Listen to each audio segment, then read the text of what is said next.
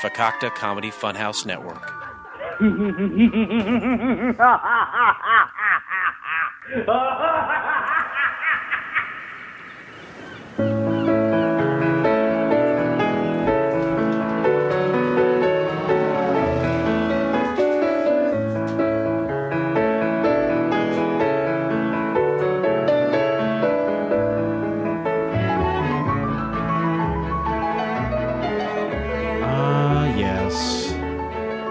Welcome to Couch Pilots, all of my friends, the show that dares to fly into the unknown territory of awful television pilots of the past. My name is Jason, a.k.a. your Black Bishop, and across from me is my pawn. His name is Captain Philip Restisher. Good evening. Good evening, sir. How are you? So is the pawn the one in the corner? It's the worst one. Oh. It's the worst one. Is that because of last week when I bought the interesting fact thing? Is that why you called me the worst one? This is your punishment. To be called a pawn. I'll take it. There are honestly not many worse fates. Oh, there's a lot of worse fates. Than being a pawn? You ever see any of those? Name 10. Name 10? Getting a hangnail. All right, that's one. Having a sinus infection. 2. You got it. Finding out you got a girl pregnant. Okay. And not liking her. You're really nailing these. Number 4? Have you ever had sickle cell anemia? Yeah. That one is a tough one. It's worse. Rough. It is worse than being a pawn. People think I can't get it, but I got it. Let's just split the difference and name one more. Teaching a kid to ride a bike. Yeah. Those are all worse than being a pawn. And I didn't wish any of those upon you. I think you got off pretty scot-free. Thank you. High five it. Well done. And well done to a third member we have sitting in today. Yes. It's not often we have guests. We've had some guests in the past few weeks for sure. Sure. But this is one that said... the last guest we had was Dusty Rhodes, I believe. Yeah, the American Dream, Dusty Rhodes. That's right, WWF legend. We had Dusty a seance, Rhodes. brought him back from the dead. Spoiler alert for people who haven't heard that one yet. Go back and listen to the archives, won't you? Right here on the FCF network. I'm really excited to see what happens because I on the tweet, that we sent a tweet out when the show's released. Right. I tweeted it. I tagged his son. Which one? Cody. Well, you got to go Gold Dust too. There's no. We didn't talk about Gold Dust. All right, fair enough. So yeah, we had Dusty Rhodes sit in because Dusty Rhodes called the show previously to say, hey, about this Fluffy Dogs, Disney's own Fluffy Dogs cartoon, failed pilot. Right. We said, you know what? Let's bring him back. Let's reach from beyond the crypt. Right. Right. Resurrect him digitally. And we did so, and now he's on the show. This person that's sitting in today, not dead at all. He's alive. Thank God. It's a returning guest, and his name is Jeff. Jeff, welcome back to the show. Well, thank you for having me, guys. Jeff, it's good to see you again, my friend. It is good to see you, too. You guys look different than you do when I listen to you. How do you, like... We look better when you listen to us? No, you guys look better now, for sure. Thanks. Totally. Better than the last time you saw us, or just when you listened to us? No, how you hear people on the radio. Right. And you think, I know what you guys look like, but, you get this image in your head of what you guys look like, and deteriorating image, apparently. No, he's saying that we look better now. In person, though. But he's got a negative image in his head. Well, wow, you remind me of somebody I know. You're going to the dark side. Uh-oh. That's not what I was going with. Darth Vader? I remind you of the Sith Lord himself? Yes, sure. Jeff, you've been a long-time listener, from episode 1. You've probably heard every episode, probably. My wife and I, we go to bed with you guys on almost every Monday. It's a foursome. Now here, this is what he set it up perfectly. It's like a volleyball. This is what I want to spike it home, brother. I'm going to spike it home. You and your wife lay in bed. You're not the first couple. You're not the only couple to lay in bed and listen to us, right? So had our Monday nights. How do I say this, Jason? Our Monday nights better in the end, like that, from listening to us. Like, you know what I mean? Like, is it better in the end, than a normal day? Are we talking about sex here? Okay. Are we? Is our podcast enhance your lovemaking? Thank you. And I would say feel free to not answer it, but that is not you. You have to answer it. We're captains of the plane. Okay, you know what? Okay, this whatever we say he's got to do. This is how I'm going to answer. We usually don't pull this card. This is how I'm going to answer this question. Monday nights they rock always after Sunday, and you guys are a big part of our Monday nights. So you do rock. Okay, let's just say a combination of Couch Pilots and our homemade body butter. And Say that again. Our homemade body butter. Okay, that's what I thought you said. It's a pretty good night. Nice. Body butter. I want my body, butter. I want my body, butter. 2 episodes in a row. You're really you're making a plea to Chili's to become a sponsor. Right. And why wouldn't you? All that sweet, sweet Chili's money. I like their salsa and chips. In all seriousness, no. Sometimes Mondays are fun days, and sometimes Garfield hated them. Yeah. and sometimes we just fall asleep in each other's arms listening to Blake. We are definitely honored. Jason. I didn't mean to be, Sometimes I burp loud. I didn't mean to be untactful or whatever. I just wanted to, Yeah, you did. I just want to know what the people, we have people. There's 7 people. You in this just world want to that hear listen about this. dirty sex. That's what you want. You want to hear about the ongoings of dirty sex. That's true. Body butter. If we could name these episodes, body butter would be it. What does that mean? Is that your own name for a concoction you've created? Yes. You said butt and cock in the same sentence. You goddamn right. You goddamn right I did. Can you cock me the definition of that butter? It is a proprietary blend of you've got coconut oil, Yep. sweet almond oil, Right. mango butter, Yep. and shea butter. How do you get mango butter? I don't know, but you can buy it in bulk. Okay. Like a 5-gallon bucket. It actually I think it's 5 or 7 pounds. It's kind of on a block, and it comes in a big old industrial Ziploc bag. So people don't think you're like a weirdo. No, they do. You make your own homemade soaps and body bath bombs and butter. So Cock butter. that's how you know all this stuff. You're not just like a connoisseur of oils. You're not a snake oil salesman, are you? I don't think I'm a connoisseur of anything. When Are you an endangered servant? when does he talk about the hemp oil? I haven't used hemp oil, but I do have some fragrance oil that smells like cannabis. Okay. So Yes. I mean, like, if I'm going to stink like that shit, I want to be high. It's right? not for me. Right. I was like, lather me up in it. And I've had I think it was the avocado one, and I can't remember the other one, but they were both fantastic. well, But it was a bar of soap. It was no butter, to my knowledge. no, it wasn't. It was just avocado. what do you use butter for? For better bats? That's ridiculous. Well, it was supposed to be a baseball reference, but I started laughing about it before I could do it, and I totally... Batting doesn't make the butter better. Say that 3 times fast, wise guy. Well, that's what keeps the bat from slipping out of your hand. This would do quite the contrary. Okay. It would... Okay. It'd launch it into the stands. It's sort of the perhaps. antithesis of the pine tar. So Okay. Makes things sticky, icky. So you listen to us, then you use a butter, making Body things- butter. body butter, trademarked, right? Trademark, okay. trademark. And then you do stuff and you go to sleep, and then the next day's great.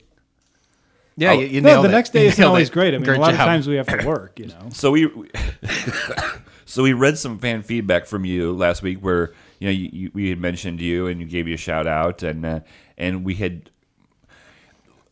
I basically forced you to bring me some soap because I called you out, and so it would have you kind of felt obligated to bring me some bath bombs.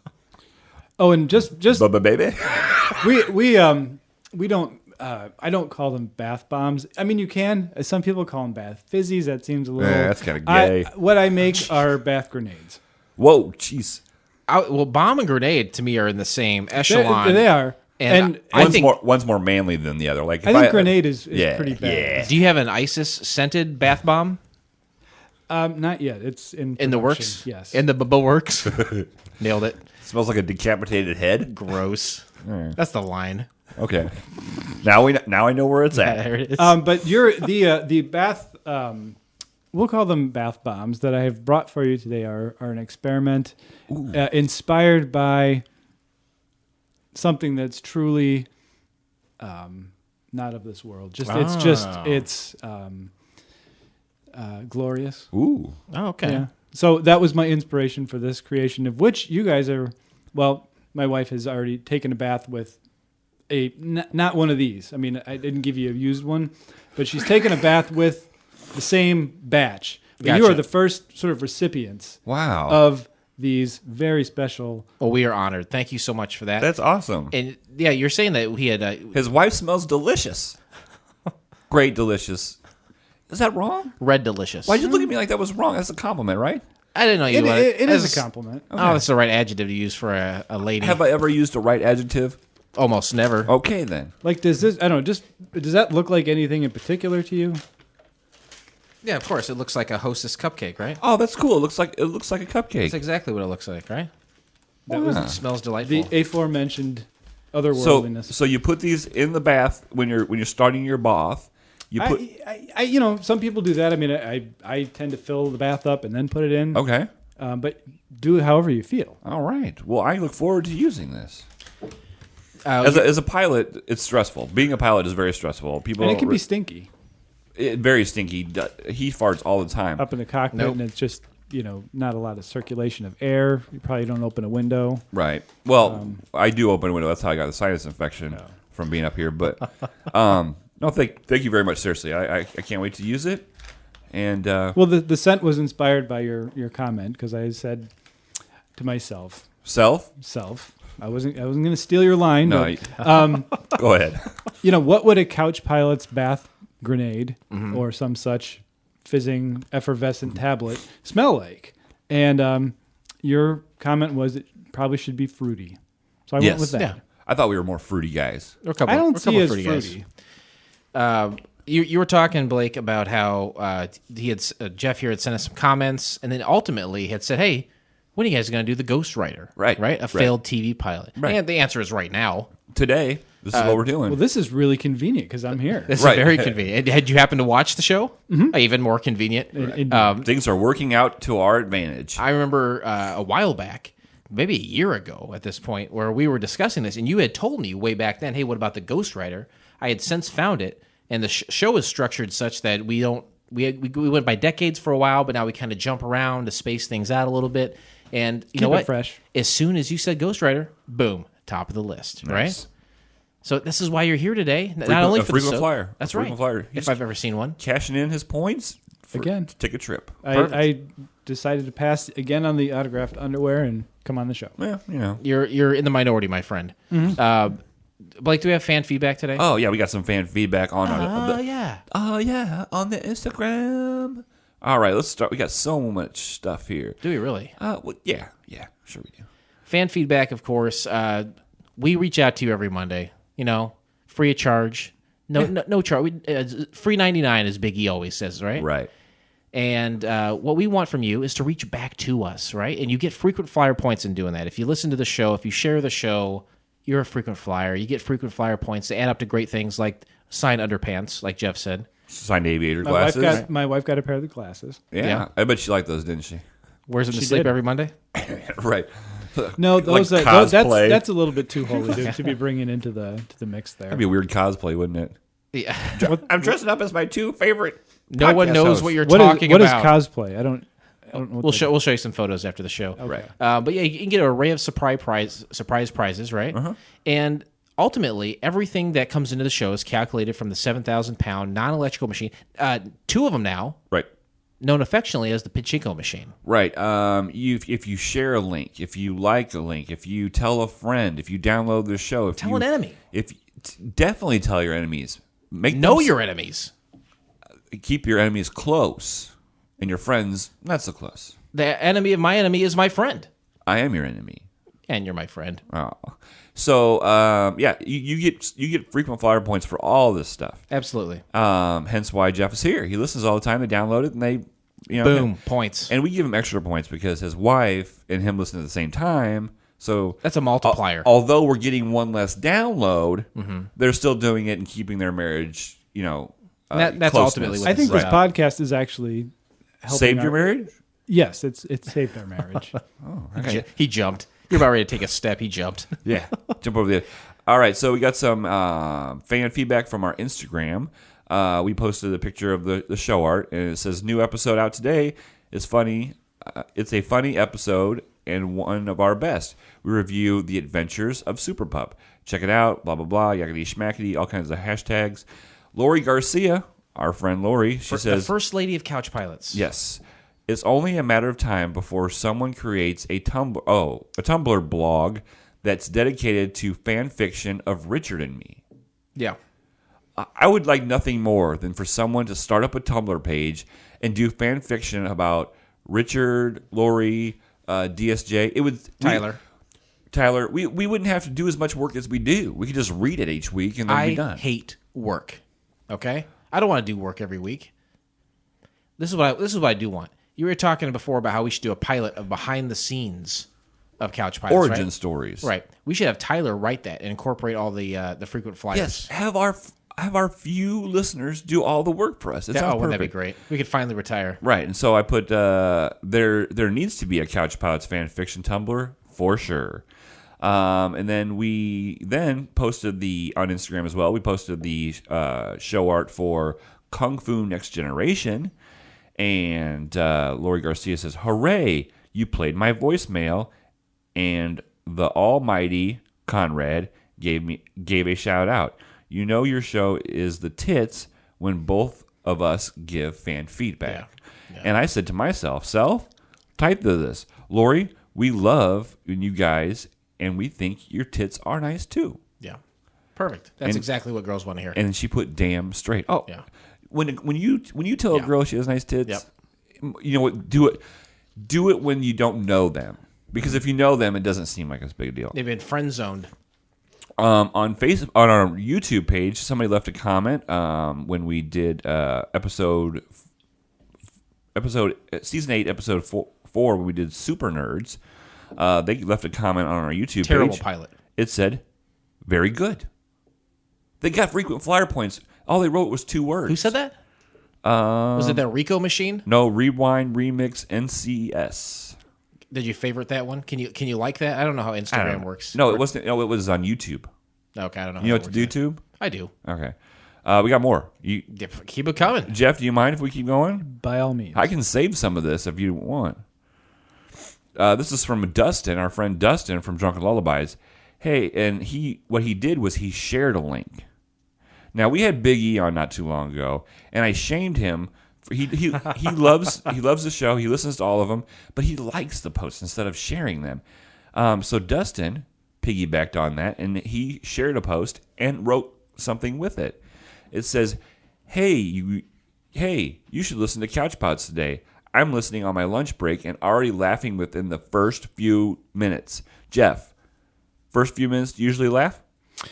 Well, yes. Because that's the banter section. That's what I was going to say. I mean, sometimes it's an hour and a half before you guys actually get into the show. So yes, we try to cut it down. We sort of break it down into pre-show, okay, and post-show. Okay, yeah. They're almost different. They're the same show, but they're a show within a show. It's kind of meta. Oh, yeah. It's an Incep show. Incep show. Okay, we like both shows every Monday night. Well, thank you very much. The pre and the actual. The pre and actual show. Yeah. The Dusty Rhodes one, I think, ended up the pre-show was an hour and a half long, and the post-show was we just raced through the pilot about 15 minutes. I got one more for you guys from the Instagram as well. Maybe I should just pay attention to Instagram and not do this other stuff.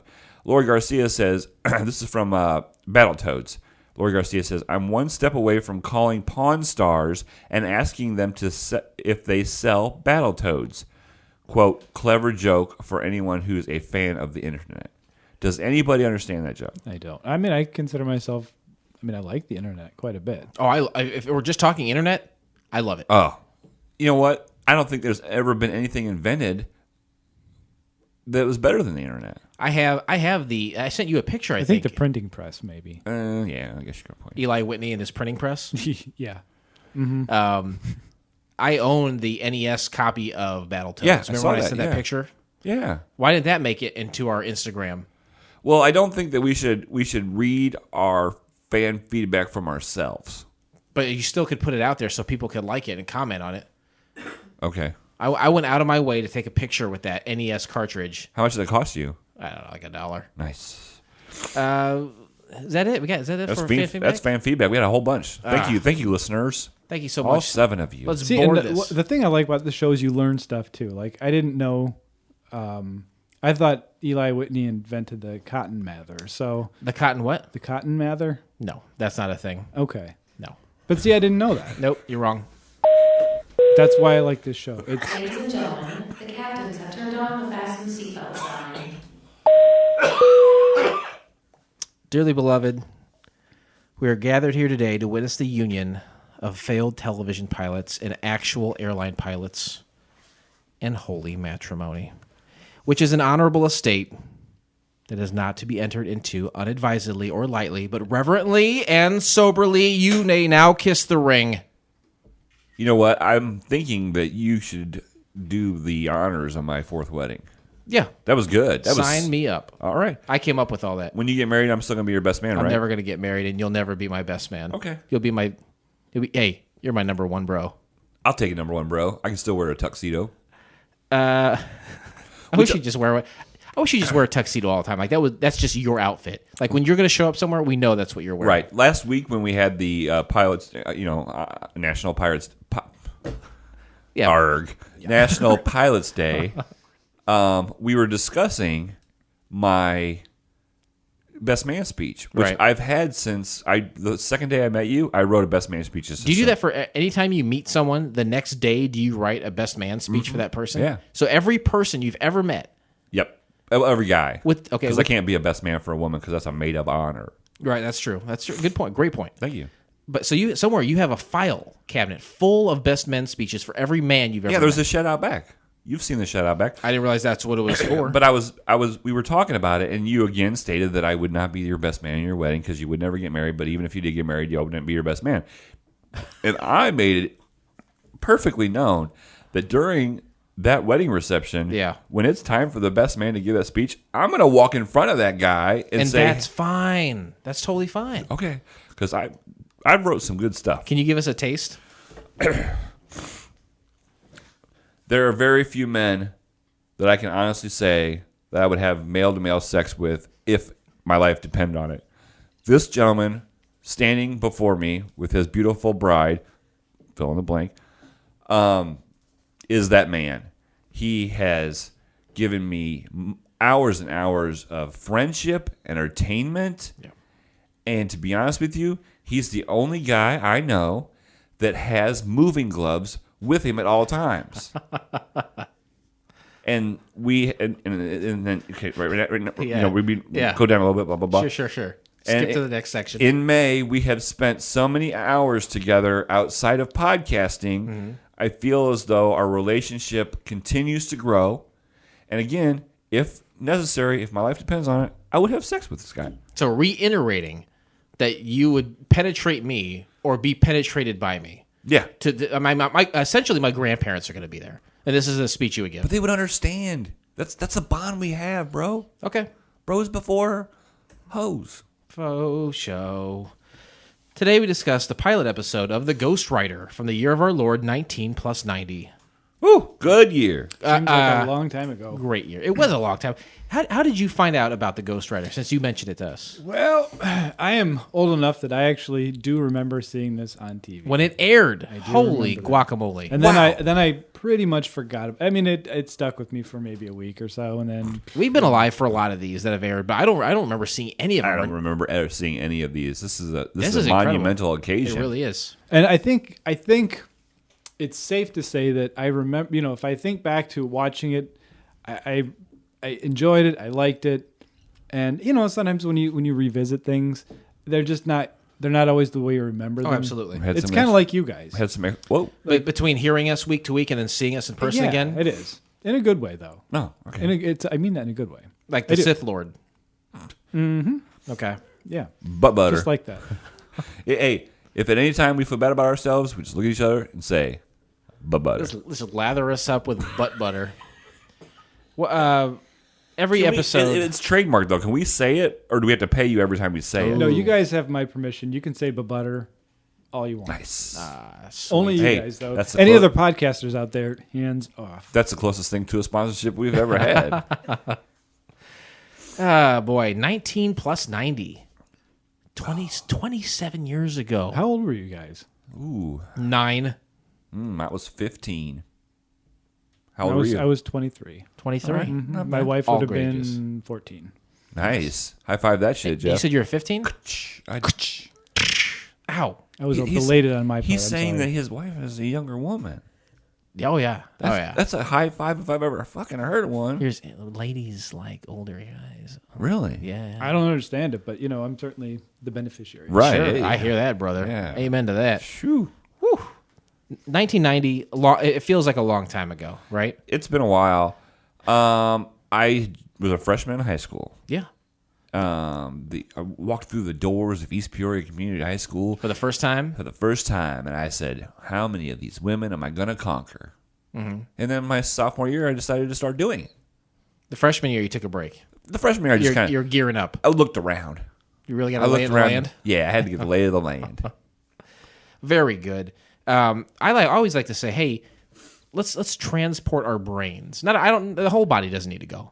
Just our brains back to the year in which this pilot was released, so we can properly digest the show that we're watching. It just makes sense. It's not fair to judge it by today's standards, Sure. right? Sure. There's not going to be any Courtney Cox. There's not going to be any CGI. You have to take these things into I think there consideration. might have been Courtney Cox. It wasn't Dancing in the Dark out before then? She was born in 91.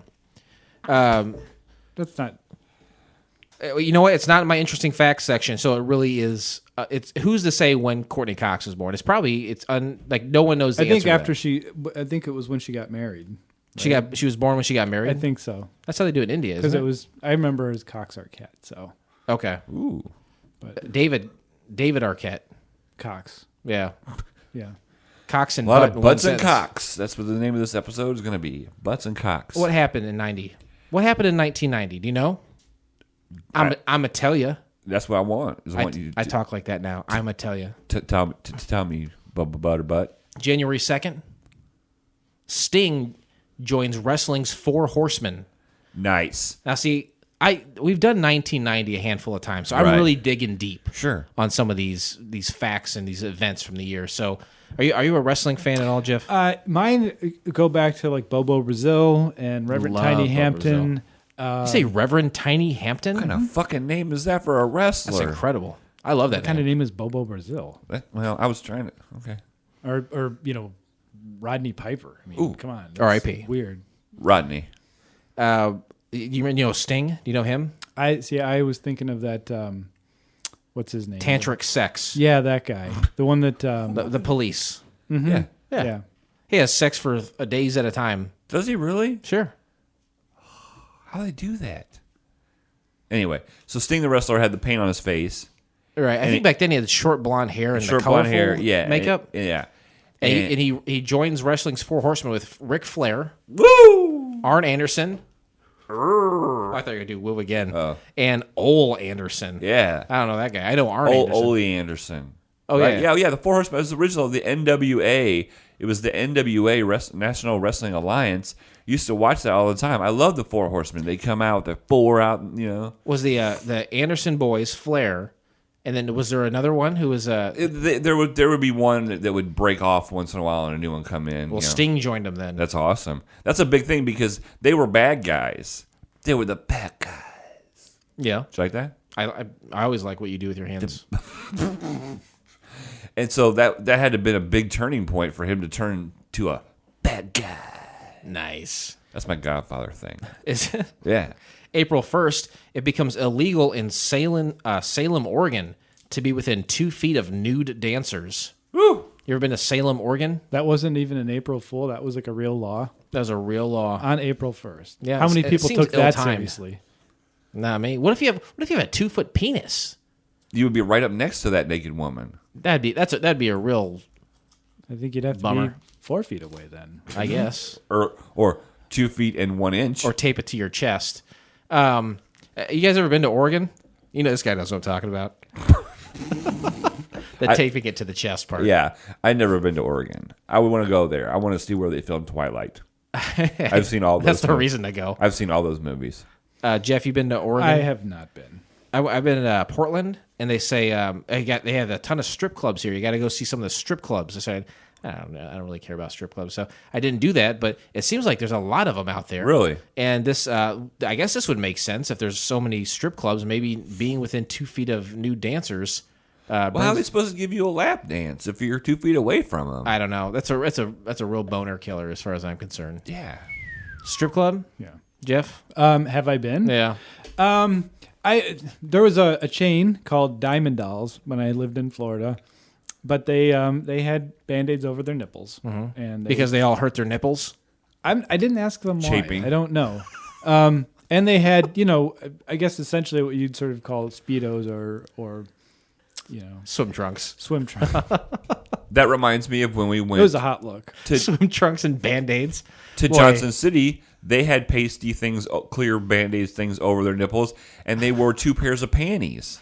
What is happening to these girls that their nipples are being ripped Why apart? is it in the South? It's because they don't use butter. They need some of this butter Butter. instead of getting their nipples Jeff. on these cheese graters all the time. And When we get done with this, you can retire in a week. What you need to do is just take a van down south with all your butter, back it right up to a... back it right up to the strip clubs and say, ladies, all your problems are solved. This is promoting nipple health. Yes. Well, I mean, I believe very firmly in Sure. In proper nipple preparation. the health of good, healthy nipples. Big, healthy, uncovered, free-breathing, Band-Aid-free nipples. I think it has something to do with the South. You have to wear I mean, areola has its place too. It does. Yeah. But I'm it's my talking favorite Disney princess. Is it? Yes. Next to who? Huh? Next to Libya? She's a great princess too, right? She was. She was feisty. You could never quite find her. I think you can find labia pretty easily. No. May 12th. Oh, I was thinking of Captain Clitoris. Captain Clitoris? Is that what you said? Yeah, she was. Good God, man. She was a Disney character. I'm sorry. This is really rude of me to do in front of you. But, yeah. She was the Disney princess that she flew around the world I never for the saw first that one. time. I never saw that one. It's kind of a B-side movie. I think you're thinking of bed knobs and broomsticks. May 12th, Nora Dunn and Sinead O'Connor boycott Saturday Night Live to protest Andrew Dice Clay's hosting. Whatever. He could smoke a cigarette around his head. Remember that? around his head. He put it in his hand and then he goes around the head. I Smoking remember like that. the pompadour and the The riddles and hickory dickory dock. Yeah. And then, a mouse has sex with something and then the audience goes crazy. And Because then bestiality is a slam dunk. and then he's banned from MTV, I think. I don't... Dice Man,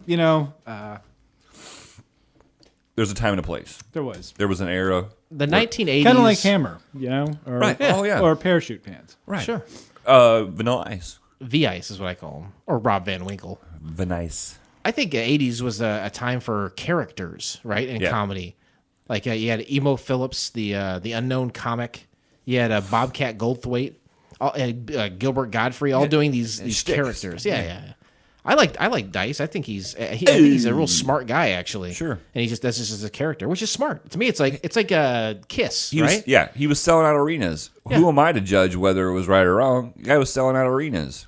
Same thing. I think with Kiss about all this time, most overrated band in history. Oh, yeah. But they wore the makeup. They wore the weird outfits. That attracted There was a people. time, and I think it might have been about 1990, where they decided to play without makeup. And they didn't do. Everybody hated it. Yeah, everyone hated it. There was an album. I think it had like one of the pyramids on it or something. It had a kind of Those Egyptian guys- thing, and they didn't. Yeah. Kiss without makeup was so ugly they should have been part of the Ramones.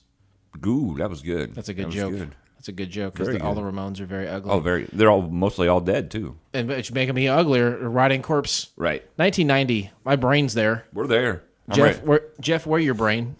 My brain being 1990. One more question, follow up. Why did we choose to watch The Ghost Rider besides you telling us to do it? Well, it would be because it was a show that aired only once. Are we going in? Am I? You're knee deep in the requirements. Okay. So it has to be a show that was shown only once. It has to be able to be watched for free. Right. 2 for 2. And how many are there? Bring it home. There's 3. We had to find it. What's that? We had to find it. Yeah, he said that available to be watched. Oh, but he said for free, so he kind of put both of them together. Oh, yeah, that's 3. Yeah. Yeah. Oh, okay. Nailed it. Yeah. You nailed it, Jeff. Oh, boy. The Ghost Rider. You can find the entire episode of The Ghost Rider by subscribing to Couch Pilots in iTunes or your favorite podcast app of choice, and then click on one of our classically blue links in our show notes, or go to YouTube. Jeff?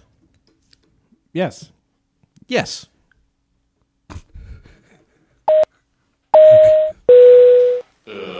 Flight attendants, prepare for takeoff, please. Hey, Jeff, can you roll your window up? I'm having an issue with my sinuses. Thank you. How's his work so good? Mine was all squeaky. That's the passenger seat. Passenger's side of my best friend's ride. Is that TLC? No Scrubs? Yep. Summary of the pilot. Blocked novelist Anthony Streck is desperate enough to plot suicide. Before he completes the deed, he is visited by unearthly beings whose presence help him to write again. No. Not at all. I would say, hell no. Yeah. Ooh. What? I've never seen you so angry. Wow. He's feisty and handsome when he's angry. Oh, well, thank you. You're welcome. Thank you. Okay, first of all, It's the it butter. can't be stated clear enough that, without a doubt, what I read was a summary. It was a summary of something. Mm-hmm. Not what we watched. Not what we watched at all.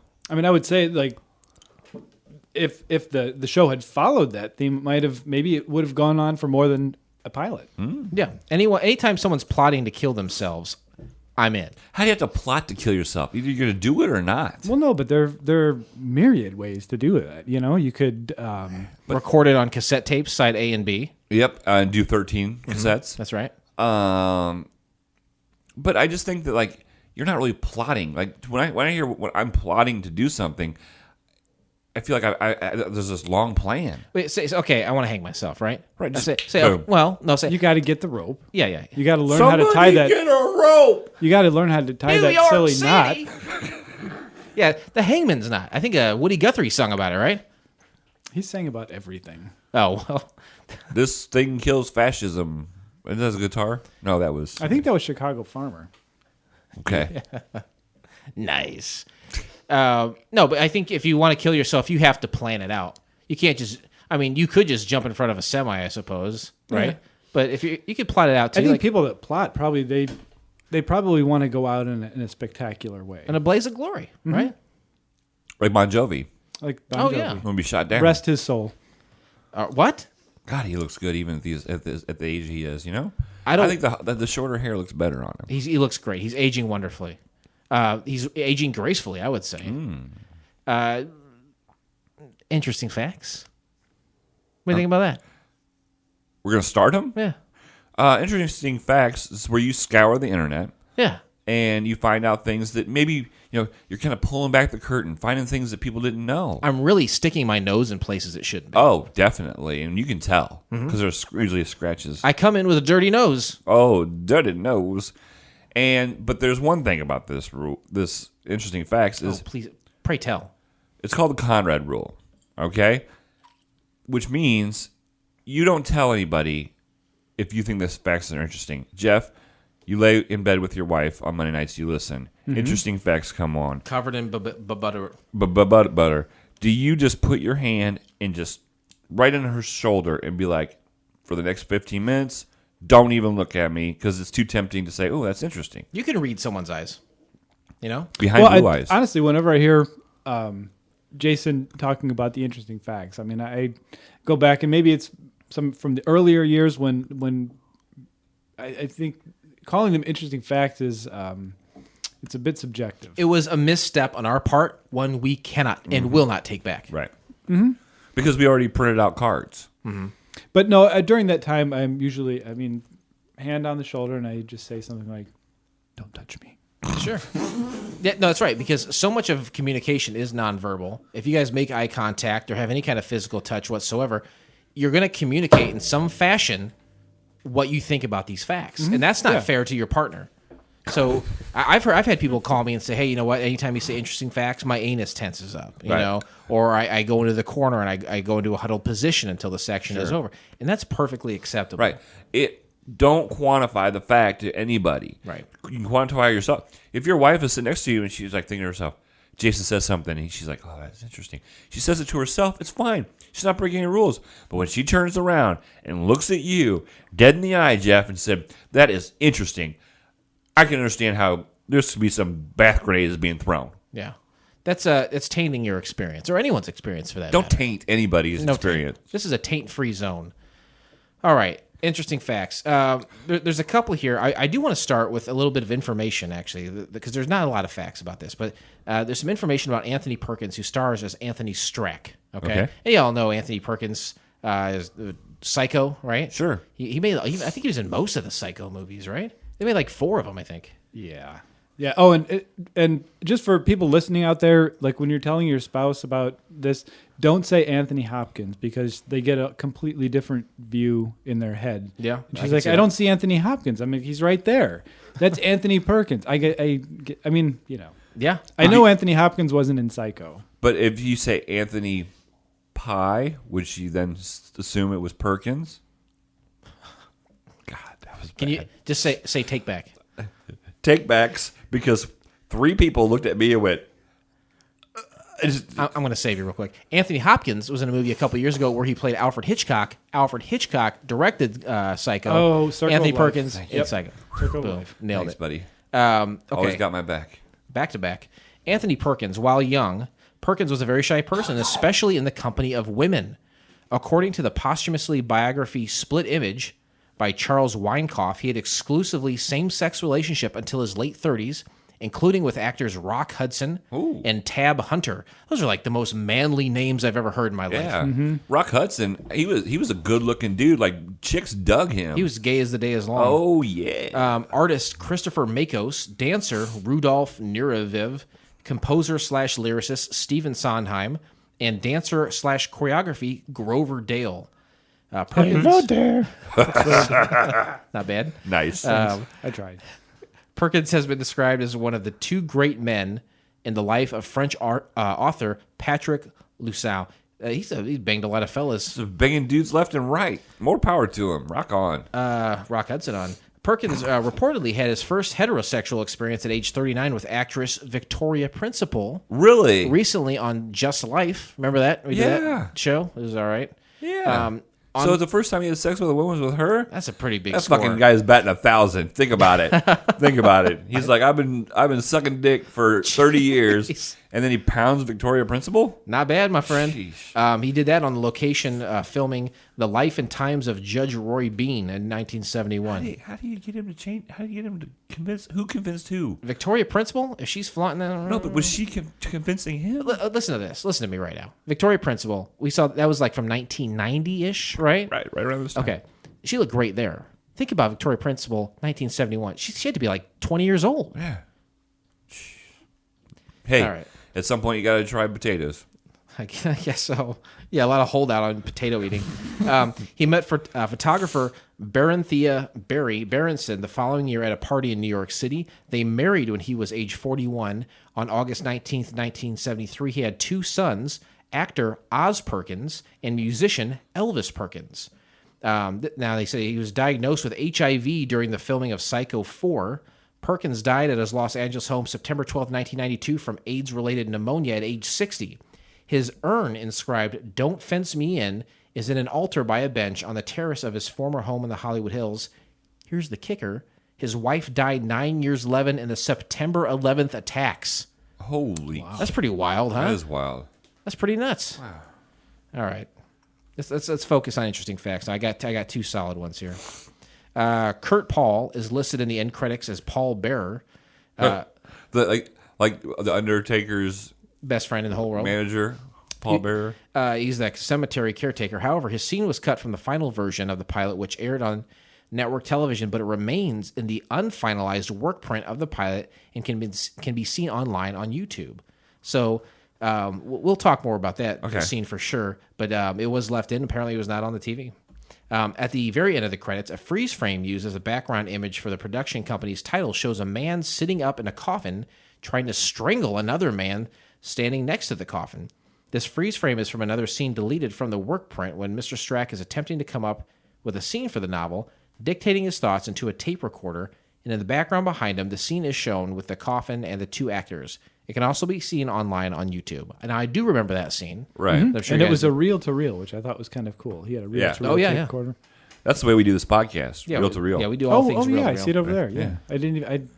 I put this curtain in front of it. Yeah, I want everybody to have the illusion that we are high tech. The next section of the show is called Twitter Responses. Twitter responses. Hopefully, Jason gets a Twitter response. I don't. Let's try this podcast. Hey folks, this is Kevin from Let's Try This, a podcast with me and my wife Steph, where you will find out that we are anything but the conventional couple. We tackle subjects like professional wrestling, reality TV, and we'll be trying new things like weirdo healthy foods from the section you pass in the grocery store. We think we're funny sometimes, well, at least I do, so we hope you think we're funny too. You can find Let's Try This on the Fakakta Comedy Funhouse Network at fcfnetwork.com, as well as all of your favorite podcast apps. Let's try this, because why not?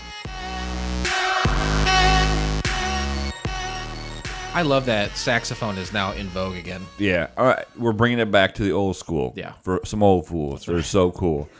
But saxophone, there's two things saxophone tells me. A, Failed pilot coming up, 2. gonna have some sex. Nice. Or 3, gonna listen to Let's Try This. We love Let's Try This. Kevin and Steph Right. came to the pilot celebration that we had, Right. and they had just gotten back from Mexico. Mexico. Oh no, hablo español. Correct, Amundo. Butter. So what I was like, why didn't you ask us? Because To go with you to Mexico. no. Oh, okay, it was their delayed honeymoon. I missed it was their delayed honeymoon. But I was like, I pulled Steph over to the side, and I was like, hey, why didn't you just ask us to fly you down there? Why did you pay so much money for airline tickets? We would have been happy as a wedding present. Without Although you got married before we knew you, we still are obligated to give you a present because we found out you were married. Yep, just like you write wedding speeches the day after you meet someone. Exactly. And she said she didn't know us. Otherwise, maybe she would have planned that out. So they had already booked it and everything. They already booked their trip and everything. So they had a great trip. Right. But before they left, they released an episode of their show Yeah. where I thought they were going to kill each other. Yeah. And I loved every second of it. I love other people's friction. Now, this is called Schadenfreude. Is that correct? What is? Are you taking joy in the misery of others? I don't know about what Schadenfreude is. Is it Isn't I that was, I thought that was that like mime troupe that had toilet paper and stuff that they... That's the Blue Man Group. Oh, okay. oh, You're thinking of Eli Whitney. I was with you, Jeff. I was on the same page as you. I don't know what this guy's always ruining and everything. I'm not. I'm just speaking the truth. I don't know anything about Nazis. All I know is I like when people argue in front of me that it has nothing to do with me. I like it. All right, listen to Let's Try This podcast. Great show. Christ. All right, let's break down the pilot here. Jeff, when you told me about this show years ago, or a year ago, I should say. Feels like you. I know Anthony Perkins. I was like, okay, yeah, there's from Psycho. And I thought, okay, Ghost Rider, it's probably like a 45-minute long, it's an hour-long, quote-unquote hour-long drama for a network. Mm-hmm. It's not that at all. This is wildly different. This is, I would almost call this a modern-day, quote-unquote modern-day again, Addams Family.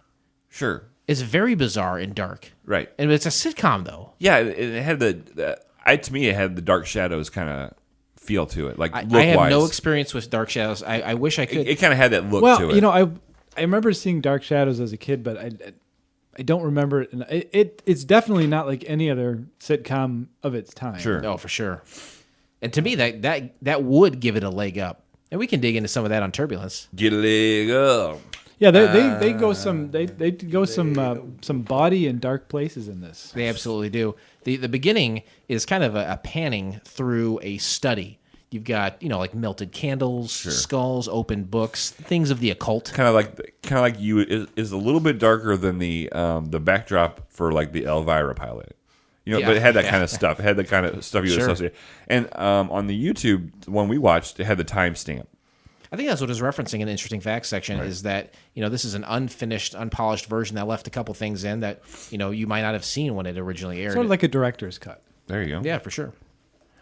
Pleasant music is playing, and you see a backdrop of a castle. They lived in a castle, right? It was a castle. Yeah, that was one of those weird. it wasn't, I guess it's not really stock footage, but there's, the exterior of the house. Like the sitcom, this was on video in front of a live audience, but the in-betweens, or like the exterior, was clearly shot on film. And I found that a little disconcerting. Oh, I did not catch that. I didn't catch Kept it the either. rest of no. The guy's on fire today. Maybe it's the uppity film school guy in me. Yeah, you're real pretentious. Yeah, love the uppity film guy. Hey, I didn't finish, okay? Didn't finish what? Film school. Oh. Had elements of noir. It looks. It looked like a sitcom in the beginning, and I was like, "This is weird." I really thought this was going to be more of a serious tone. So the fact that it looked like a sitcom and it was a 2-camera deal, and then I hear the laugh track, I was like, "This is a sitcom." This is to me. I was like, "This is crazy." Immediately, they're in the kitchen, right? The classic white and black checkered floor. It's a mother and a daughter. And the daughter's name is Cindy, and she's like, "I don't like this place. Why did you marry this guy? This is a weird situation." Instantly, this little girl was talking about, you shouldn't have married this guy. And I was like, whoa, let's ease into this a little bit. But this child is the most sane and rational character within the entire show. And to be honest with you, she's, for the most part, pretty calm. Considering. She's a little bit, like, her outfit, she's got, like, the oversized bow. Yeah, It kind of reminds me of, I don't know, sort of Victorian... But Pollyanna at all? Alice in Wonderland? Maybe okay. Pollyanna meets Alice. Okay. Yeah. What would that sound like if the two of them In met? chains or something like that. What was that? I thought that's what you were setting me up for. A sexual encounter? Yes. I don't think I was setting that up Sorry. at all. Alice in Chains. I do like that though. So yeah, they're in there kind of talking about, I don't like being here, and then a whole staircase from the ceiling opens up, and Anthony Perkins walks down to a thunderous applause. People love him. Yes. There's a number of times in the show where he's about to deliver his punchline, but he has to wait for the audience to shut up. Yeah. And he handles it really well. I mean, he's a pro. He's a true professional. I guess there are parts of it that kind of remind me of like a stage, like being on stage. Sure. Like, Oh yeah. Yeah. And that whole timing thing, waiting for the right moment to Sure. And he comes down the stairs and he's got an axe in his hand. Yeah. And that's the first real pop joke. I mean, that's the first one that really gets the. Yeah, so he's like, I think he's a crazy guy. I think he's going to murder you. Or they start talking a bunch of weird stuff. And then, he comes down with this big shiny axe. Like, I was chopping wood. It helps calm me down or get me thinking about stories or something. Right. No, as he says, it's a good way to look at the camera, kill time. Right. There's a couple Thunderous times where they do applause. look at the camera. Oh, sure. And the preface to any of his like punchlines is his wife, who's played by Leigh Taylor Young. Oh, look at you. Always, she says things in a way that's just such a. It's like overly obvious setup to like something's going to happen. Sure. Next. Yeah. And Chris and I were talking about this, and we had different thoughts on this. I wasn't too crazy about some of the writing, but It was very cheesy. Oh yeah. yeah, and it was cheesy. I mean, again, we duked it out for about an hour. You fought your wife. Yeah. Okay. You know what you do in Delavan is your business. Yeah. Hey, that's how you solve problems in Delvin. Fucking fire with me. Don't bother me over here in Pecan. So then the Miss Blasco is introduced, and she's the redheaded, I guess, servant or maid. Caretaker. Housemaid. Cheap scum. Right off the bat, huge boobs. I'm all down for this. I am all in it to Fiery win it. redhead. Yeah. This is the poor man's Elvira, right? Yes, and I'm a poor man. Okay, redhead, big boobs. What more do you want from me? Blake, I gotta ask, are you milk boning out? Oh, meta milk boner now. Nice. High five that shit. She comes in, and the little girl's saying, I want the orange juice. And she like squeezes an orange right in her glass. Yeah. It's like, that's silliness. And because the little girl thinks that he's a murderer. And rightfully so. Yeah. Everything they're doing is creepy. And they go in the living room, and they're talking about Edgar, his son, right? And then he comes downstairs, and he is... Boy, he is the most troubling part of the show. Yeah. To me. I think he could have been like the best part of the show. I would say he's probably 14, 15 years old. Yeah. Yeah. And he's all black hair. He's Like wearing like a emoed big out. trenching coat, everything black. And he comes downstairs, and she's like, "Hey, Edgar, how are you?" And he starts biting at her. Yeah. Right. Yeah. It's very odd. And he's got that sort of quintessential sort of late 80s, early 90s. It's not really a mullet, but it's like a mullet it was a popular hairstyle at the time. It's kind of a moppy, yeah. Yeah. Boy, very bizarre. They find out that this goth lady is the housekeeper, and they go. He says, "Why don't you go do things to Cindy upstairs instead of like go do things with her? Right. Like almost like go torture this little girl with all this bizarre dark art stuff that they seem to be doing." And it seems to me that like they're insinuating that they have some kind of physical relationship. Do they? I didn't get that. Well, Jeff? he says I something didn't get that, but I will say that he says something later on. I will say that was where Chris went. She's like, Okay. Chris, high five that shit. Nice. They didn't talk about how Anthony's first wife died, and then they hear a scream upstairs. So they run upstairs, and the little girl's terrified because they're like playing hide and go seek with Edgar, and then then you see a pair of legs just hanging from the ceiling. And I know the kid's not dead. I was like, this really is some dark, like Addams Family stuff because they did weird pranks, dark pranks all the time. did you ever see Harold and Maude? I never saw it. I need to see that. It was a guy who was fascinated with death and killed himself lots. Jeez. So it reminded me of that. Killed himself lots, is that what you said? Well, you have to see the movie. He didn't really kill himself, but he... I'll rent it tonight. It turns out he's not dead at all. He's just a pair of legs that he hung from the ceiling. Right. And so then which wouldn't be completely obvious to even the most right. There's just a pair of stuffed legs coming off of this thing.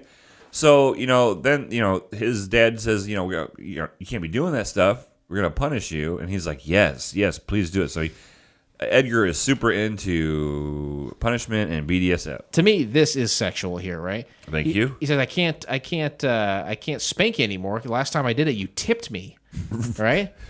This is bizarre. Just talk about being a boy being punished at the age of 14. Right. It's pretty. I mean, they talk about Roseanne when that came out. Like that was like cutting edge television. I think this could have been. I think you're right. Yeah. Absolutely right. Anthony then takes a call from his editor. And Edgar positions himself in a guillotine. I couldn't see because I was taking notes, but does he chop his head off? Yes. Yeah, he does. But not before he plays around with the Iron Maiden. Right. Yeah, I did see that. But there's obviously supernatural elements to this show, or there is seemingly. I can't tell if some of it's a dream or. No, it's the same way that Alice Cooper cuts his head off at a concert. It's just. So the boy didn't actually cut his head off. No, but it looks like it. Yeah. The thing is, to all intents and purposes, you see him cut his head off, and his dad just sort of reacts like, "Great, get this through your head" or something like that. Yes. It's just horrible pun. When somebody sees that, their brain instantly is like, "Oh, there's this instant shock." Yeah, whether it's fake or not. Then it goes to commercial. One of several times where it says exterior shot of the house to follow. Now, didn't we see an exterior shot of the house in the beginning? Why didn't they just use that? That just wasn't in the budget. This is a copy and paste job. Didn't they have Excel back then? I guess not. Next scene. Dinner scene, right? I think they're in the living room and they're looking at the painting of his ex-wife, right? And then they go to dinner and the housekeeper, Miss Blasco, is like opening wine bottles with her fingernails. That was among the more disgusting things. I don't know why that creeps me out. Didn't the pig move around when they cut it too? That to me was perhaps the most disturbing thing. She bring out like a stuck pig, right? Yeah, it was a little what do they call them? Piggy? Like a spit? I don't know. I don't. Teacup pig? A suckling pig? Suckling pig. That's was what that I was it? thinking. Okay. Yeah. What's a suckling pig? I'll show you. Nice. They bring out. I never say no to a suckling pig. I'm sorry, I just don't. That and roses. Oh. Big fat roses. Noted. Thank you. It starts carving the pig, and the pig starts making a squealing noise and spits an apple out at Anthony Strack. Mm-hmm. This is very bizarre. And there was this whole kind of like la da da da la da da da while she when she was bringing the pig out, or she had the pig on a platter there, and she was making this sort of blah blah blah da da da da, and it I don't know what that had to do with anything. Just her moseying around, just singing to herself. Moseying around. Yep. There's a couple things that Jeff, we've all moseyed. Don't act like you've never moseyed. Oh, I've moseyed. All right. The little girl is sitting there just terrified. She wants the hell out of that house, no matter what. She's like, listen, Mom. In her head, she's like, Mom, my mom is an idiot. You married a monster. Married this creepy guy. And I'm part of me is like, oh, do you just marry someone and just move your kid into the house without them ever meeting or going over there and like playing, in the backyard having a cookout. Like the little girl's never been here before. That's weird. This to me is the funniest line in the whole show. She says, "Hey, Mom, can I go to bed now? I like to get a head start on my nightmares." I thought that was funny. That's good. That's good. Yeah, that was good. That was after she tried. Wasn't that after she tried to convince Anthony that she really did like the salad? Like, please believe me. Please. Oh yeah. Oh yeah. And this is where I really say this is a modern day Addams Family. This is where it kind of hit me, and it's the spooky house. Anthony says this is his muse. It speaks to him in all of his horror writing because I think he's the best selling horror novelist in the world. It's what helps inspire him. Yeah. To come and be creative. Yep. So they go back over to the portrait, which is of his ex-wife Judith, and Elizabeth is like, "Hey, you know what? I get it. But we should probably move this, right? Because I'm your wife now. This is presented in the living room for everyone to see. She's gone. I mean, you've had your time to grieve, but let's maybe move this somewhere else where it's not very tactful. The forefront of that. She's trying to be tactful. Yeah, and he doesn't want to do that at all. And I don't understand why. They really don't come up with like a concrete reason of, hey, this is why. There's a backstory behind this. Well, what he did say that 10 years ago on this very night in this very room, my wife died in this room. And you're like, did she die of natural causes? Yes, she did. She fell down the stairs and broke her neck. Naturally, she died. Right. Nice. But yeah, so that was, and not only that she died 10 years ago that day, but it was also their anniversary. And then Anthony's kind of playing the piano while telling the story. But to me, so it doesn't tell us why is he so against moving. Right. There's what's behind this. What's behind the reasoning? Is it his love for her still? Then why did he get married? Or is it some kind of magical thing that he talks to it and it tells it stuff? You don't know. Obviously, some things happen later, but it doesn't really speak to why. I've never met a woman. Was there something in there about the spirit isn't at rest yet they're not at rest or they don't know they're gone? Something when about they their die soul unexpected. Or something. Yeah. Something about maybe I don't know. That doesn't really still explain why. The first thing a new girlfriend does is she goes over to the boyfriend's house and makes sure all pictures are off his Facebook and out of his thing, and they burn them. Yeah. What this lady's doing the right thing. She's like, hey, let's get this stuff fuck out of here. And again, who gets a painting of their wife? At least you think it would be a portrait of the Who whole is it, family. Jay Jansen? You ever seen the picture of Jay Jansen? He's got in a commercial. There's this big, huge, 8-foot tall painting of his wife. Like a glamour shot. It's weird. Did you guys catch the? He comes down and she's got the portrait in her hand, and she's moving ostensibly towards the fireplace, and he goes, "Don't burn that picture. If you want to burn some artwork, I've got a Leroy Neiman upstairs." Did you guys pick that up? I heard that. I don't know what that is. Okay, let me school you guys. Thank you. Do you know what that is, Blake? No, but I just figured it was something witty. Yeah. Well, Leroy Neiman was he did very, I guess, like stylized 80s, almost neon-y paintings of nude women. I'm with you so far. I saw a lot of them in Penthouse. That he was an illustrator of Penthouse when I was reading Penthouse. I was introduced to Leroy Neiman. And you were very nice. Thank you for that. And you're just doing is this research you're doing by reading Penthouse? Yes. Okay. I mean, articles, right? Articles. Well, yeah. I mean, I couldn't believe this happened to me, and then I'd be like, "What didn't happen to you?" So, a lot of unbelievable stories. 3 girls attacked you and took you in the bedroom and said, "Do whatever you want." That's amazing. Penthouse really did attract some of the most intense and gifted literary artists of the time. So I don't blame you at all for it. And there are some pictorials in there, if I'm not mistaken. There's some ads. Like I remember Cutty Sark was one. Oh yeah, love Cutty Sark. That's what I didn't even know what that was back then. But there's like a bunny. No, it was a Penthouse. That was a key. That was their thing. Oh. Anyway, so he was his art like gaudy and awful, and that's why he was saying, "Hey, burn this" because he's terrible. And I can't swear to it, but it wouldn't surprise me if Leroy Neiman was gay. I don't know. We'll look into it. Yeah, interesting facts. Anthony's like, you know what? My ex-wife she might be jealous, right? So let's not mess with anything. And then as soon as he says that, lightning strikes in the background. The windows open, leaves blow in. The whole rigmarole. The whole Megillah. It goes to commercial. Next scene, Elizabeth removes the painting from the wall, and then Anthony in his study is kind of dictating his new book. And this is what it was saying, interesting facts about the man being strangled by the man in the coffin, because he's trying to come up with an idea for his book. So he starts reading out loud something about some brothers and some death in the family, and it's taking, you see it happening behind him. And obviously it isn't really happening, but you're seeing what he's talking about. Very, very theater-like. Yeah, oh, absolutely. Theater-esque, if I may use I implore you to use it. 50-cent word. Miss Blasco. Don't you mean 50 cent? Nice. That would have been like, yo, slam dunk, bitch. Bitch. That's the most un-Jeff thing that's ever happened. Miss Blasco burst into the study, and he says, Titties and all. yeah, titty first, I think, right? You know what? That's the way I want my women to walk into the room. Titty first. You come in with that butt first, I'm like, no. That's not how we do it here in America. Smart stuff.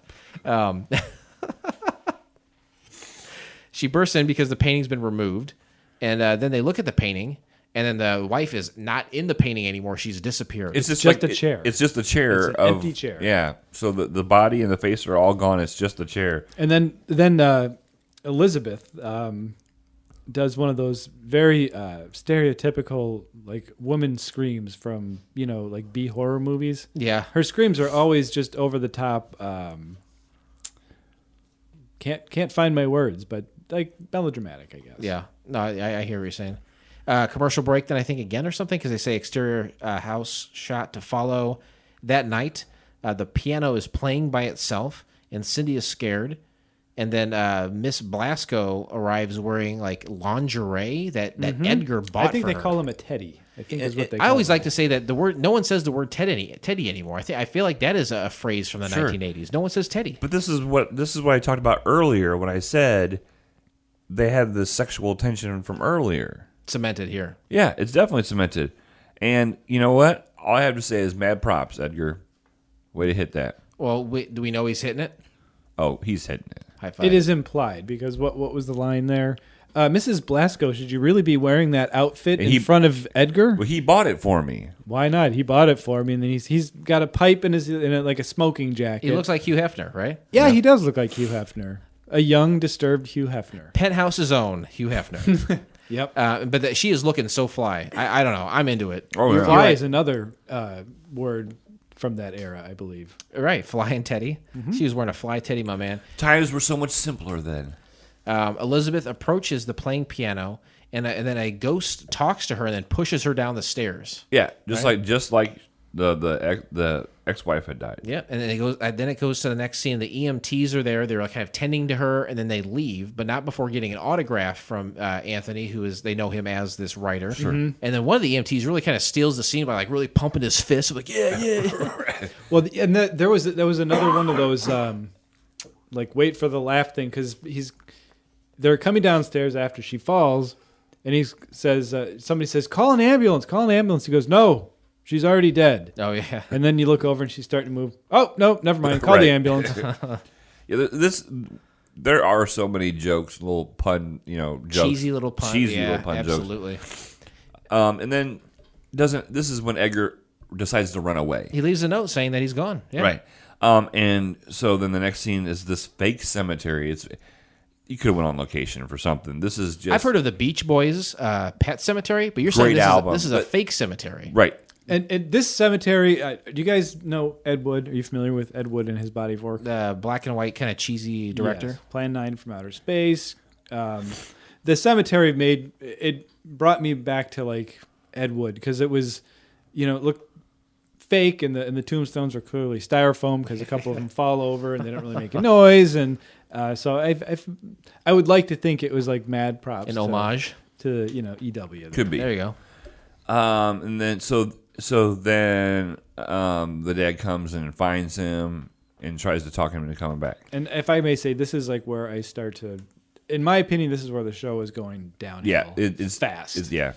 Here because it doesn't fit. It doesn't fit at all, and it doesn't fit because here they're actually having like a real moment. Sure, like he's crying. There's human emotion here. No shtick. It is far away from anything else we've seen in the show so far. So absolutely, and the show's been going on for what, like 12 minutes already by now. Yeah, oh, easily. And now he's acting like showing a human side. This Edgar's being sensitive and I don't know. I just felt like we might be in for some trouble here.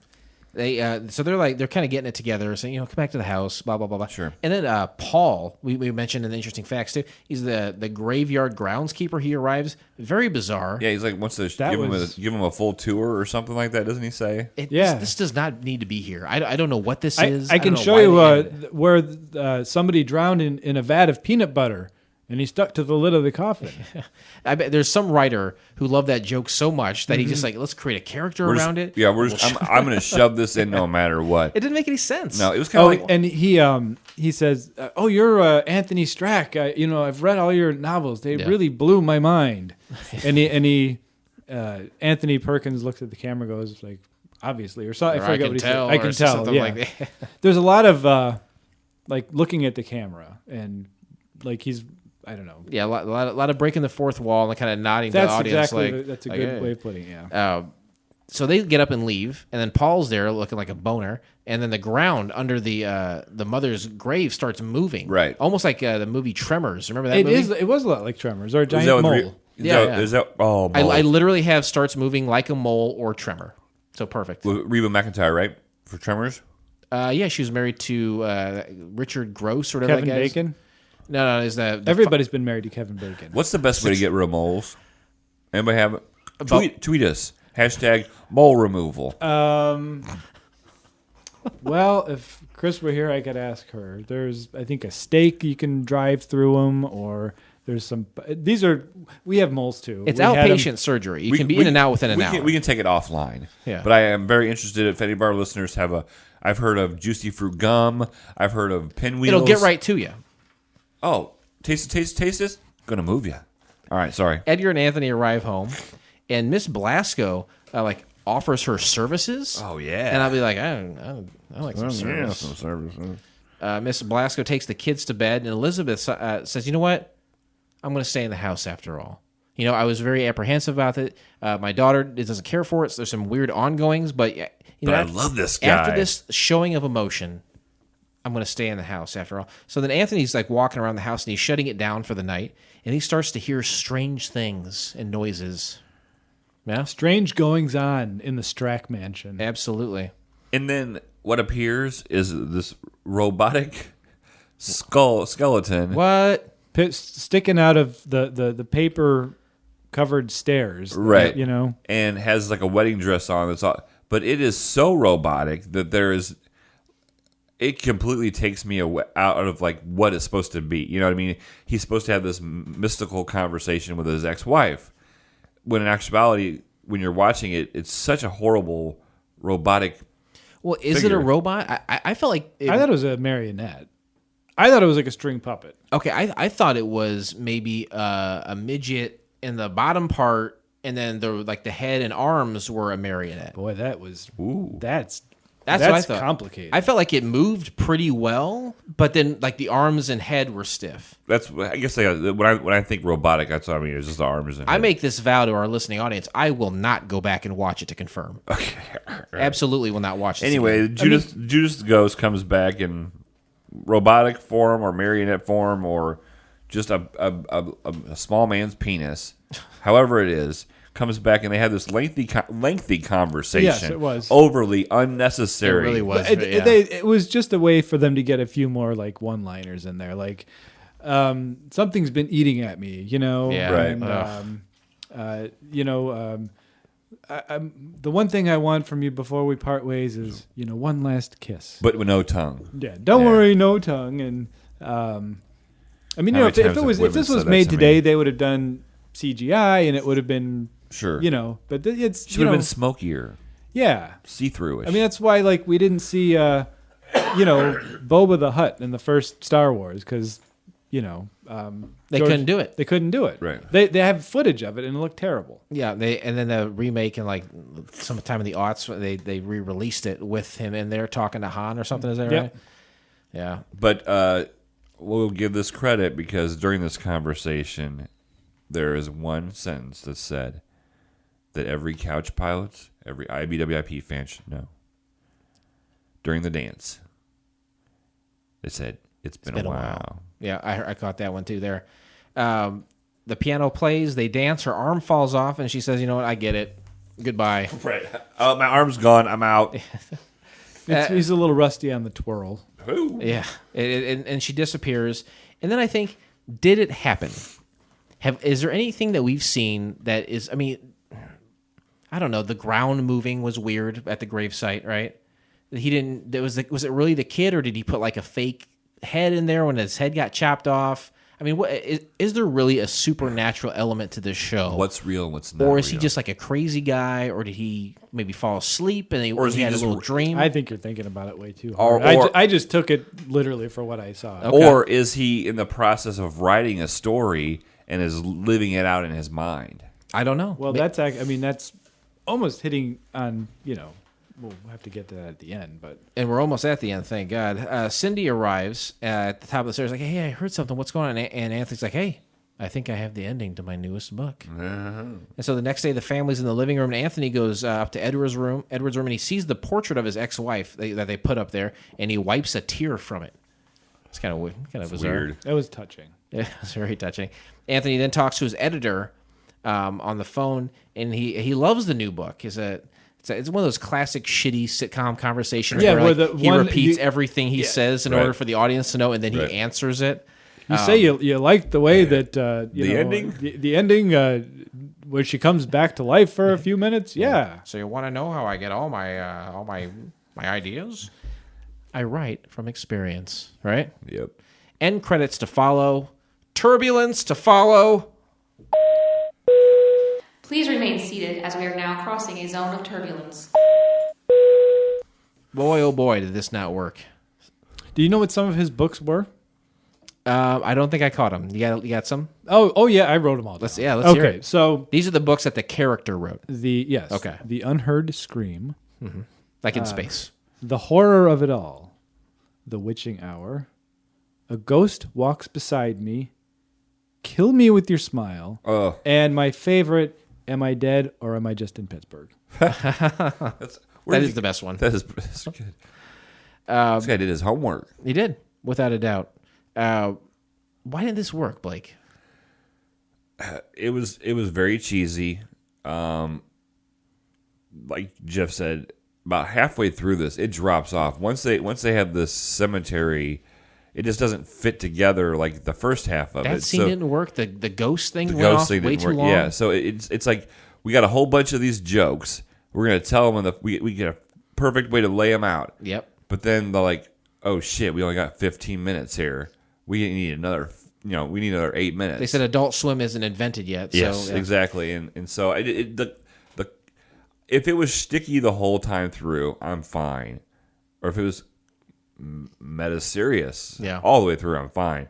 But it just dropped off into a completely different thing. I think you nailed it earlier when you said they wrote a bunch of jokes. That's what I feel like this is. Right. A lot of these really bad That's like sitcoms, Elvira was the just like same Elvira. way. They said, here's a bunch of great jokes about Elvira's big, massive milk muscles, and then we got to build a show around it, right? Same thing with this. Here's a bunch of jokes and puns about the dead and the darkness around it, and we'll just build a show around that. It does not a good show make by any means. Jeff, why don't you think it worked? I think from beginning to end, I think it went like where a whole season could have gone. I could almost understand if like at the end of a season, like Edgar came around and sort of became a nice guy. He did this in like less than the first half of the show. His full character arc was completed. It was. And I think Show more of that sex with the butler lady. I would watch a show just on that. Yeah, I just think everything got wrapped up, a little too quickly. They could have easily stretched this thing out. They didn't leave you wanting anything. There were no loose ends to make you think, "Hey, I gotta watch the Cliffhangers next or anything. episode." I don't know what the next episode would have been. Would it have been like another book of his, or but you could like Edgar. He could have just been people want to see what Edgar's going to do next week. How is he going to kill himself next week? He's gonna be a holy terror the whole time. Yeah. He's gonna be the cog in that wheel of a marriage that they're just trying to He's start. going to be, and I'm using air quotes, like molesting Cindy every week Oh, and some my new God. and other, Good God, man! Now, I like what you said about him like dying each week. He'd be like the original Kenny from South Park. You know Right, how he used to die right. every week. Yeah. And you could tune in for Edgar's Kill of the Week, Yeah. right? See? If it survived, I think it'd be cool if like every season was him writing a new book. For sure. And like the whole story arc of the season was the entire book. Yeah, So- because he says he lives, he writes from his experience. Yeah. So that's a perfect setup, and that's what that line was for. That line was for Keeping it going. If keeping it going. I think a whole season would be cool as a book, and I think it would be fun if they kept it light. I mean, as light as that show could be, I guess. Not going too dark or awful, but just keeping it light. And then that whole season of supernatural things happen, and then that's the book. And then every season you have essentially a book. Yeah, I mean, if Edgar was as morose as he was in the first, 5 minutes, where he's, biting at people, and he's just got that vacant look on his face and, walking around carrying his umbrella maybe. Sure. I think that would have been a very popular... He's the character that you had the most you could do with. Yeah, I agree. Wow, a lot of good information there. Gosh, we're awesome at this. Let's begin our final descent. Ladies and gentlemen, as we start our descent, please make sure your seat backs and tray tables are in their full upright position. That's the part of the show where we say, hey, this is out there. We're dumb guys, right? We found it. Other people found it too, right? Not just us. Anyone can find this. So we look to things like Rotten Tomatoes or IMDb. We look around the internet for different views from critics and viewers alike. But I always say, Jeff, what was the IMDb rating? Did you look? Did you spoil it for yourself? No, I honestly did not look. Okay. And what do they go from to? It's like a 1 to 10 scale. 10 being the best? 10 being the best, and there's decimal points too. So it could be like a 1.1. Did this get an IMDb? Internet Movie Database. Okay. I think this is going to be pretty low. So I'm going to say 4.3. 4.3. And Blake is currently using the Air Force One John, and I would say that he always says it's 6.5. It is not. It's a 7.2 from 63 ratings. I feel most of these are right around the 5 to 7 range. And rarely do they dip higher or below. I did not find any critic reviews about this, but there were some viewer reviews. Oh, that would be interesting. Never had a chance, but deserved one from Acridy from USA. This show is one that never had a chance, but deserved one. Ghostwriter, starring the late, great Anthony Perkins, was a comedy in a class by itself. It had dark humor ingeniously incorporated with really bad jokes. The premise focused on blah, blah, blah. All right, let's see. Though its run was only 2 episodes. I don't know about that. We wouldn't be able to air this podcast. Stark contrast to our criteria. Those who are able to view it greatly enjoyed it. It was a chance to see Perkins in a comedic role where his inherent creepiness could shine through brilliantly. Had it been given a chance, and Perkins lasted the run, I think this could have been one of the cult TV classics of all time. Someone else, Irish Pilot 83 from Chicago, Illinois, says, when I fell in love with Anthony Perkins. I remember the show vividly because I had taped it when it aired and watched it over and over again when I was a kid. Was that Rock Hudson? It was Rock Hudson. To the best of my knowledge, there was only one episode, which is where I stand with it. Me too. It was about a really eccentric author played by Anthony Perkins who marries your all-around average woman. Both had children who are radically different from each other. Everything is just peachy until Perkins' ex, and should I mention deceased wife, decides to have a say in the marriage, blah, blah, blah, blah, blah. What else did he say? It's like the whole summary of the show. If anyone is out there to get their hands on this episode, I would definitely give it a try. Loads of spooky fun with Perkins. 10 out of 10 scars from Krieger69. This pilot never materialized. Blah, blah, blah. It would have been interesting to see what other stories could have been created had this delightful concept to be given a chance. And Asgard 41 from the U.S. gives it 7 out of 10 scars. Could have worked. I have to admit this might have been a good series. Perkins, with his devilishly contained grin, could have made for a interesting series. It's been a while since I have seen this, and I'd love to see it again. This pilot was about a horror writer who had moved in, blah, blah, blah, blah, blah. Sort of campy and tongue-in-cheek, but why it didn't work is anyone's guess. Anyone. What is your guess on the IMDb rating now that you're back from the loo?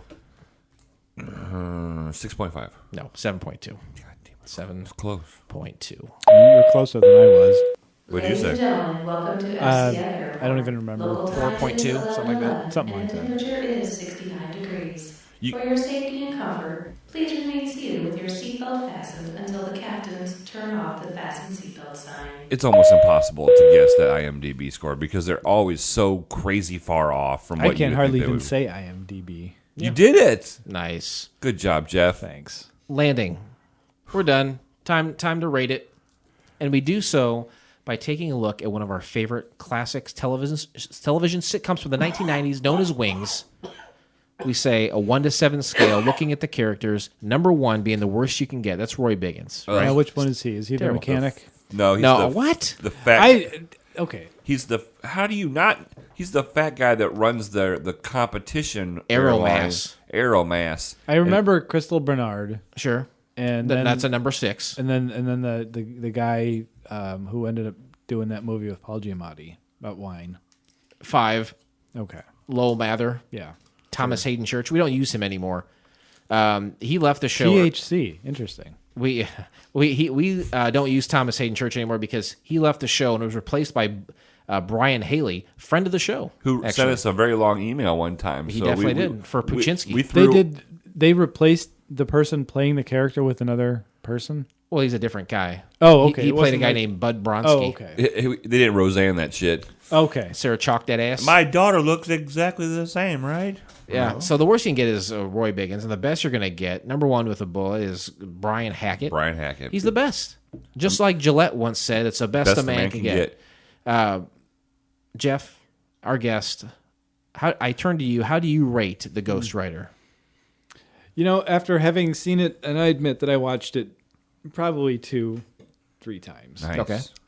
And my first impression was, like, how could I have ever liked this? And by the third time I watched it, it was slightly better. So I'm gonna. What's the number? 1 to 7. 1 to 7. I guess I would give it. Are there halves, or is it just a full number? It's rare that we do that. okay. Then, It's then kind I of won't. frowned I will upon. not ask for special privileges. I'm just gonna say. I will say 4. Okay. Blake, I toss it over to you, my friend. How do you rate Ghost Rider? I didn't mention it during the show, but I'm giving it a boob bump. I don't know if you guys noticed, but that's one of my favorite parts of the show. Any part of it, any show is your favorite when the boobs are there. Right, so it's going to get automatic 1+ whatever I say because of the boob bump. Okay. But butter boob bump. Mo Betta Booze. Think of how awesome that would be if you came up with like a Betta boob cream, and like every night you rubbed it on your wife's boobs. The next day you wake up, they're a little bit bigger. Well, I mean, Tell me that's not the best. it'd be like a cure-all. Jeff, right? I am making you millions through this episode. I've already given you 3 ideas. Get home right now. Figure them out. Okay. And I just want 10% I'll give you free boob butter. How about that? and 10%. The free boob butter. You know what? You drive a hard bargain. I'll take it. I thought this was a 5. I'm going to give it a 6. I'm going to give it a 6 with the boob bump. I had fun with this. Again, I'll admit, come cemetery scene, kind of drops downhill, but I was having a good time. I was drunk in the motherfucker, and it was funny as shit. I thought it was different. It was cool. I'll take it. Give me a 6. This is funny because you had sent me a text when you... And I was shamed. I was shamed after the text. I had to change it. But you didn't like text him meow or something, did you? I texted him I did pictures that of my- once to my boss. Really? It was an accident. He says... Who was that? It's not so much who you sent it to, as who is it supposed to go to. Not my And why boss. would you text meow? the night That's he like, was watching that's like this, texting Barracuda. this is last night, right? This is last night at about 10 p.m. He says, I'm watching these pilots drunk, in all caps, and misspelled. DRJNCK, drunk. And then he says, Ghost Rider, a ... 7. So you've since gone back on that and saying it's going to be a 5 plus a boob bump. So I'd give it a 6. I couldn't. A 7 is something that's, a little. Well, if you're drunk, man, shit's good. You know, I mean, I thought it was fun. I thought the first half of the show was fun. Cheesy puns and all. It was Yeah. fun. And it was really cool because, like, to see the psycho guy, like, on a sitcom, it just, had never seen him do other TV stuff. Then I was thinking about it, and I'm like, Jeff actually saw this happen on TV. It's pretty nuts. I gave it a 6. I'm not gonna be ashamed of it. I'm actually going to fall in line with what Jeff said. I'm going to give this a 4. This reminds me a lot of Heil Honey, I'm Home, where they're doing something wildly different than you would see on television at the time, and there's a merit in that. But yes, it does drop off pretty bad. It gets bad quick, but it is unlike anything you would see, and that you have to give it credit. There is some fun, silly stuff in there, but it's still not great. I'm not going to give it a boob bump. Been there, boob that. No thank you. I don't need another boob bump. But a solid 4. I would say watch this. I would say give it a shot. Check it out. It's silly fun. Can I give you Molly's score because she watched this one as well? Yeah. She gave this one a 4. Gave it a 4. Yes. So I think 4 is rule. 6 is drool. And with that, we close the book on the Ghost Rider. Depending how big the boobs are, it depends on how much I drool. We'll never mention that show again. Ever. But join us next time, won't you please, when we watch the pilot episode of The King of the Building. Here's a little something to wet your whistle. Doorman on New York Park Avenue gets involved in the lives of his tenants. Well, you can find the entire episode by subscribing to Couch Pilots on iTunes or your favorite podcast app of choice, and then click on one of our classically blue links in our show notes, or use the app from Daily Motion and check out all the commotion. Nice. Way to save it. I swear to God, I have the word nice written after that. That's awesome. Great. High five that shit. Contact us, won't you please? There's so many avenues to do it. Blake? Follow us on Twitter at CouchPilotsPod. Email address is CouchPilotsPodcast@gmail.com. Instagram, Couch_Pilots_podcast. Facebook. Just search Couch Pilots. This is great because there's a band called Couch Pilots, but you'll see our cool little logo. Fudge them. What I hear is people like scrambling to write down everything you're saying. Forget that. Don't need to. You don't need to. Go to CouchPilotspodcast.com. It's all there. Laid out for you like a beautiful spread on Thanksgiving Day, right? You can click on whatever you like. It'll take you right where you need to go. If you want to email us, you don't even have to go in, sign into your email. Oh, my God. Security, check, blah, blah, blah. Hold on a second. Do you think that's the Gorilla Mail? Did someone click on that through our website and then send us those suggestions through the website? That could be. I never thought about that. Fancy. Okay. I'm going to try to email us tonight and then see if it does it like that. Perfect. Wow, you're like an Inspector Gadget. I am just like an Inspector Gadget. 910 Pilots 1. That's the hotline. Guess what? Hotline be blinging. Just like Drake says, hotline bling. That's 910-745-6871. Call us any time of day. Leave us a voicemail. We're going to read it on the show. You're going to get frequent flyer points, right? Jeff. And they frequent flyer points, folks. They're worth it. They're worth it. It's not worth nothing. I like to think like tonight, I wasn't just part of the. I was embedded with you. Nice. Two. That's right. Nice. I would say so. That's you two out there could be embedded with these two. You could get in bed with us. Mm-hmm. I'm fine with it. You just have to ask. FCF you know what? Network. Don't ask. Just show up and go. You want to go have a what was it? A butt smoke? What was it called? Butt puff. Butt puff. If anybody out there, hey, you know what? On Twitter, follow us at CouchPilotsPod. Don't you do it. And I want you to say yay or nay to butt puff. #butt puff. I love it. I'm going to use it from now on. Okay, I thought you were going to offer frequent flyer points or something for that, and I was like, you cannot just hand these out willy and also nilly. It's ridiculous. There are very few listeners that we have that are on the Platinum Club. Mm-hmm. And we mentioned it last episode, and we're mentioning it on this episode. Platinum membership. Jeff, congratulations. You are a platinum member of the Frequent Flyers Club. Oh, thanks, guys. Membership has its privileges. It does. Right. FDIC. FCF Network. FDIC. You guys get that at all? It's like a bank at the end of a bank commercial or something. FCFnetwork.com. There's a great family of shows over there. You get archive shows like IBWIP. 300 episodes strong. Maybe not at this point. We'll see when that one drops. But almost 300 episodes. Right. You got Sex with Heather. You've got the song Inside and Out. And I think that's it. Those are the only archived ones we got. Right? Those are archived, yeah. Then you can check out Low Blow Podcast. They come out every week. You got the Blunder Years, right? You've got Let's Try This. And you got Drunken Lullabies. Amazing. New episodes all the time. All free, all fun, all for you. If you think about it, if you subscribe to every one of those shows, every week you'll have something to listen to. Every day of the week. My wife and I would never leave our bed. Well, to pee, we would. You have to pee. You have to pee, and you have to go get some more butter. Mm-hmm. Speaking of which, thank you. Jeff, I want to thank you and so much for being here. We butt puff in bed, by the way. Do you really? Yeah. You butt puff in bed? Mm-hmm. That's one of the best places. My wife won't even let me butt puff in the pool. Isn't that how She you said burn down your no. house, though? Huh? Don't you burn down your house by butt puffing in the bed? Burn down for what? I used to butt puff a lot when I was in bed when I was a single guy, and It's bad. it's not a good idea. It's not safe. Jeff, can people go anywhere, like online, or is there any place that we can view your soaps, your bath grenades, your Bazooka Joe bubble bombs? You know, boy, this is where I'm just call me epic failure because no. Why not? What are you doing? I know you go to the occasional fair to sell your wares, right? I mean, I could give you an email address. That's Well, if you like to share it with the audience, you're welcome to. You don't have to, but if you want people interested in checking out your stuff, yeah. well, thanks. It's Blackbird Soaps, all one word, at Yahoo because we like to go old school. Kick it old school. Yeah. Absolutely. Very cool. Well, thank you so At much for being on the Yahoo? show. Yeah, Okay. believe it or not. That's so old that it's now Y-mail, isn't it? Like people don't even use Yahoo anymore. It's now, isn't it Y-mail? I don't know. No, I think it's still Yahoo. Is it? Okay. I think I'm going to start calling it because it'll make me sound hip. It's hip to be square. Blake, anything else you'd like to tell our frequent flyers before we go? No, I don't want to spend too much time talking to the listeners, but Jeff, again, thank you very much for the gift, and thank you very much for being on the show. We had so much. What was the last episode? Was Hey, neighbor. Hey Neighbor. Yeah. One of our most downloaded episodes. It really is, It yeah. really. I'm completely honest with you. It has nothing to do with Michael Ian Black. It's all about you. Obviously. We love your insight. We love having you on the show. I love being here.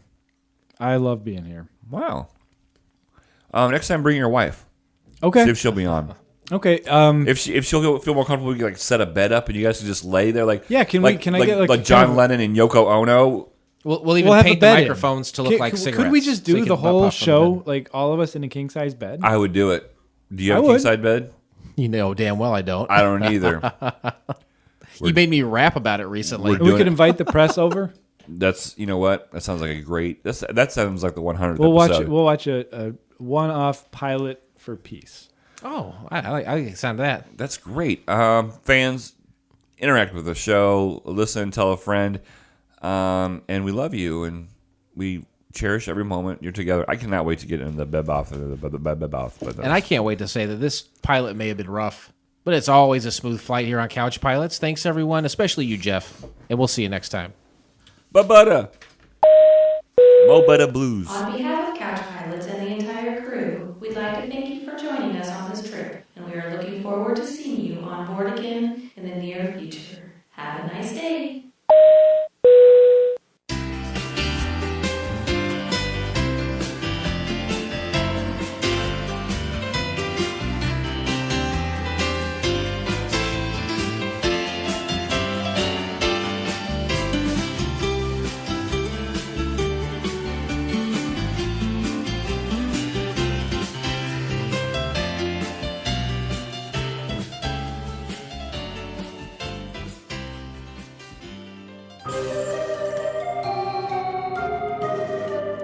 This has been a Fakakta Comedy Funhouse production, produced by Jason Tosher, executive produced by Blake Clayton. For more information and content, go to fcfnetwork.com.